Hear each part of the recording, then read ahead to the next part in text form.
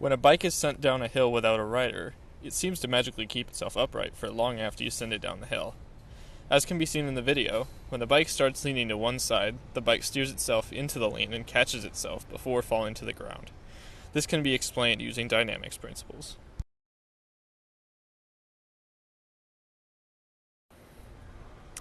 Firstly, the wheel contacts the ground behind where the steering axis intersects the ground.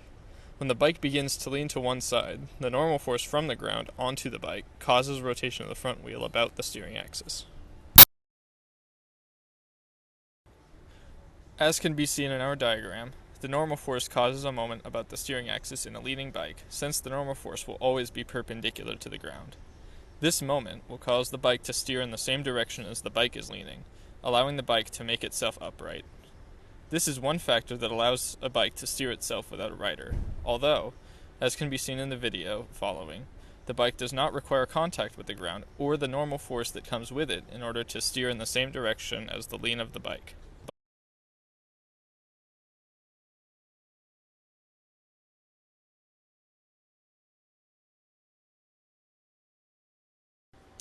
Another cause of this self-steering phenomenon is due to the location of the center of mass.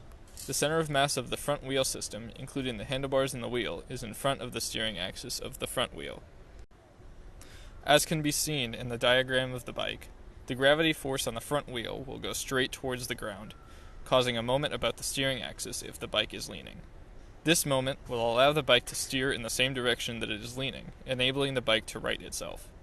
These two factors, the location of the point of contact with the ground and the location of the center of mass of the front wheel system, work in conjunction to allow a riderless bike to keep itself stable for a long distance after being given a velocity large enough.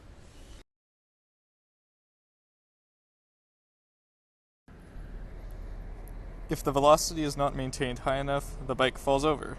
When the bike leans, the wheel will turn, causing a component of the velocity in the direction of the lean. In order for the bike to be able to catch itself, the translational velocity of the bike has to be large enough such that the component of the velocity in the direction of the lean of the bike is large enough to keep the bike from falling over. If the bike is not traveling fast enough, this velocity component will not be large enough to push the center of mass of the bike upright and overcome the lean. This will allow the bike to lean further until it falls to the ground, ending the bike being upright.